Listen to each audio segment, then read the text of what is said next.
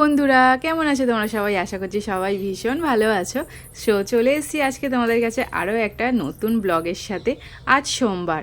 তোমাদের কাল বলেছিলাম যে রথের দিন আমাদের একটা নেমন্তন্ন বাড়ি আছে। সেই অন্নপ্রাশন বাড়িটাতেই আজকে চলে এসেছি। আর এখানে এসে ভাবলাম একটুখানি ভিডিও করে নিই, যেটা তোমাদের সাথে শেয়ার করতে পারবো। তাই এসেই তাড়াতাড়ি একটুখানি ঘুরে ফিরেই তারপরে খেতে বসে গেছিলাম, কারণ অনেকটা লেট হয়ে গেছিলো, প্রায় না হলেও 2:30 পৌনে 3টে বেজে গেছিলো। তাই আর দেরি করিনি, খেতে বসে গেছিলাম, কারণ মেয়েকে নিয়ে আবার অনেকটা দূর যেতে হবে, কারণ এই নেমন্তন্ন বাড়িটা প্রায় আমরা অনেক দূরেই এসছিলাম। এই যে দেখো, এখানে খেতে বসে গেছি। আর আজকে না ওকে ধরার মতো কেউ ছিল না, ওকে কোলে নিয়েই আমি খাচ্ছিলাম। আর এটা কিন্তু প্রথম এইভাবে খেলাম, প্রচণ্ড পরিমাণে অসুবিধা হয়েছে, কিন্তু কিছু করার নেই। সব জায়গায় তো আর বাড়ির লোক থাকে না যে ওকে ধরবে বা কিছু। আর ওকে নিচে ছেড়ে দিলেও প্রচণ্ড পরিমাণে দুষ্টু করছিল। প্লেট টেনে ফেলে দেয়নি, এটাই আমার অনেক বড় ভাগ্যটা ভালো। এই যে দেখো, কোলের মধ্যে বসে আছে আমার দুষ্টু টুয়া। তো খাওয়া শুরু করলাম। ফার্স্ট পাতে পড়ে গেছিলো সাদা ভাত আর শুক্তো। এই যে দেখো, আর শুক্তোটা কেন, প্রত্যেকটা রান্নাই কিন্তু হয়েছিল ভীষণই সুন্দর, ভালো লেগেছিল খেতে। তো প্রথমে খেয়ে নিলাম একটু শুক্তো আর ভাত।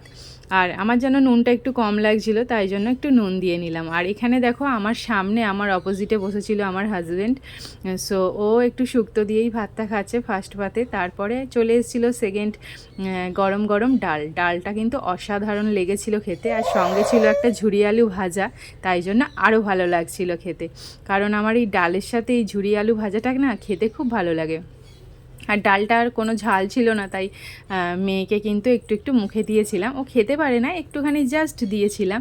আর ডালটা আমায় জিজ্ঞাসা করছিল কেমন হয়েছে, ওটাই আমি বলছিলাম ডালটা সত্যি খেতে একদম অসাধারণ হয়েছে, খুব ভালো লেগেছে খাওয়া দাওয়া। আর তারপরে এখানে ডাল খেতে খেতে চলে এসেছিলো পটল চিংড়িটা খাওয়ার সময় মাম্মা একটু দুষ্টু করছিল, তাই জন্য সেটা আর আমি ভিডিও করতে পারিনি। এখানে পটল চিংড়ি দিয়েই আমি খাচ্ছি। পটল চিংড়িটাও খেতে কিন্তু অসাধারণ হয়েছিল।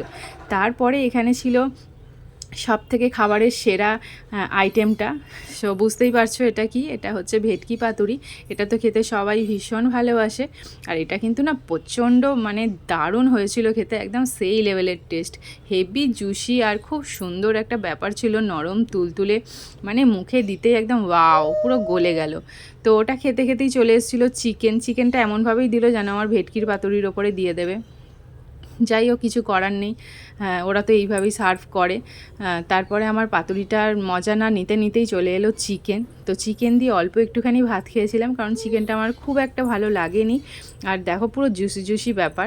এই যে এখানে আমি চিকেন দিয়ে ভাতটা খাচ্ছি, চিকেনটা আমার খুব একটা ভালো লাগেনি, সেই রকম আর কি ভালো লাগেনি।